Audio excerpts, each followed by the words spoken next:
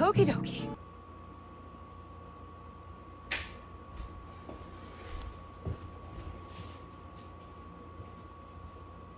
Hi, coming to you live from the new digs. I got a puppy too. Now for everybody who saw the video on my TikTok, I'm no longer doing what I said I was going to do. My original plan was to do 2 videos on Fallout Season 1. Part 1 was going to be episodes 1 through 4, and part 2 obviously was going to be the rest of it, but we're not doing that. Mainly because I figured out that it was just going to be too much. This is gonna be too much. 1, they're going to be way too long, and nobody's going to watch that coming from me. And 2, it was gonna be way too fucking long. For some reason, my dumbass was trying to like break down the series even though it's already been out for a good 2.5 fucking years now. With that being said, let's get into Fallout.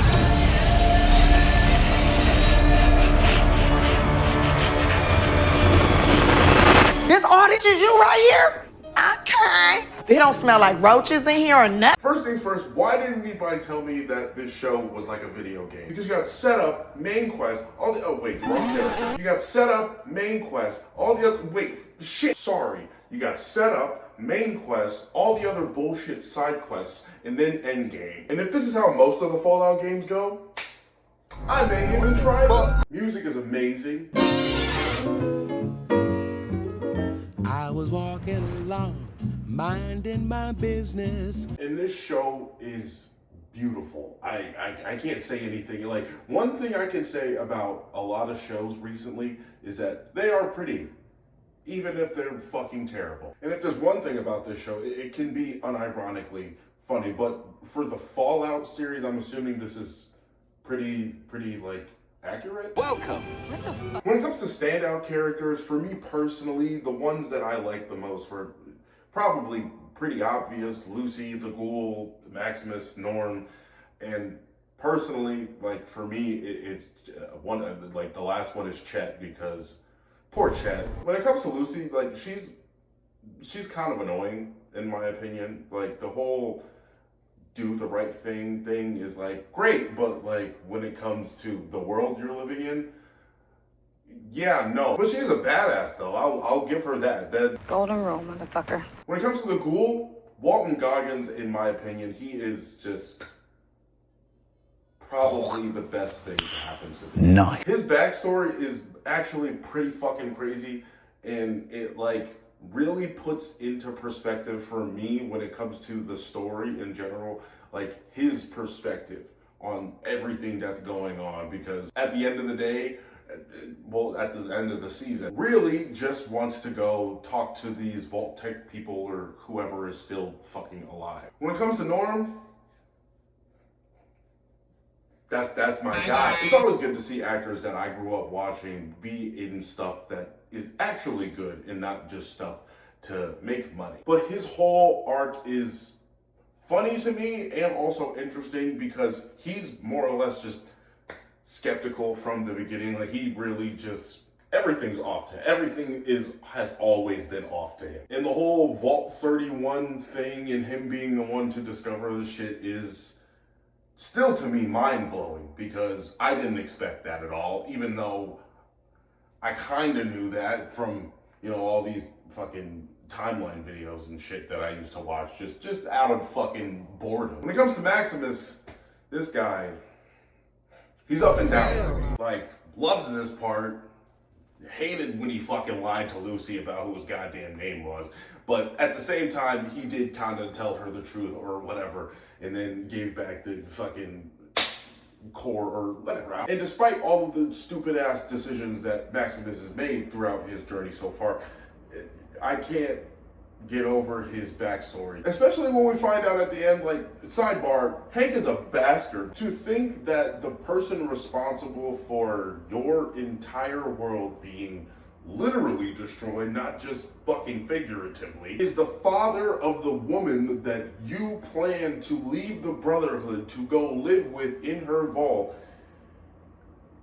When it comes to Chet, he He just gets the shit end of the stick most of the time. At first I tried making this video as like a breakdown type thing, but the show's been out for 2.5 years, so why the fuck would I even do that? So I tried watching it as a fan, and it was literally the best choice I ever fucking made, because this show is amazing. I genuinely love a story that has multiple subplots that converge at the end. If there's just multiple subplots that just exist for no fucking reason, then what's the point of having them? There was a lot of shit I loved, and a lot of shit that I found dumb. For instance, why didn't Teddy get shot during the whole massacre of Vault 33? Like, you're standing right there by the motherfuckers that were bringing more food and that got shot. How are you okay? Like, you won't see this fat nigga standing here? I understand the whole sealing your exit thing, but like, at the same time,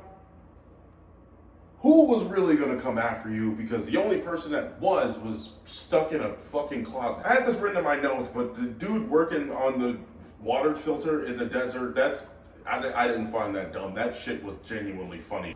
You got water? How did the doctor not get shot by, you know, the giant fucking sentry that is literally like 5 feet away from him when he escapes with the dog in the beginning of season 2? That shit doesn't, that blew my mind how he got out of that alive. Max following the fucking helicopter to the whatever, this town, the square of Philly or whatever the fuck, and then running all the fucking way, but like waiting to see who gets dropped off and then running back to the fucking suit when you could have just got into the suit and then went to the town square and just been like, hey, nice of you to drop it. Like, what the fuck? And how did Thaddeus catch up so fast? There's no way with that big ass bag you caught up so quick when you were just like 50 feet away from Maximus when you got dropped off, and you had just gotten dropped off. I don't get. I definitely had a lot of favorite parts, like the entire show, but my main parts that stood out were the whole Shady Sands scene with Maximus and Lucy. The Ghoul shootout in Philly was like, honestly, just amazing. It was like, there's no other way to put it. Damn, y'all ain't got me working up an appetite. I'd offer you one of these cherry tomatoes, but you got a hole in your neck. Max watching Titus die was like, I don't. It was great because I don't like Mike. Good riddance. Storm's meeting with the council after Lucy left the vault. That shit is funny to me because he is just so fucking nonchalant in the entire. And then they make this nigga practically a correctional officer bringing trays of food to all of the raiders. Vault 32's cleanup was the craziest shit to me. For them to go the day before, or at least I think it was the day before, and then go back and everything is normal. Like, when I say that this show stressed me out, I mean that in the best way possible. Because there's good ups, there's good downs, there's just great conflict, and everything, like I said before, comes together really nicely, and I can't wait until the rest of season 2 is out because I'm going to binge it, and I'm going to do another video because this shit is too fucking wait good. for you, even till eternity. My echo, my shadow, and me. Messing around with your cousin, it's all well and good for kids, but Stop right there, criminal scum!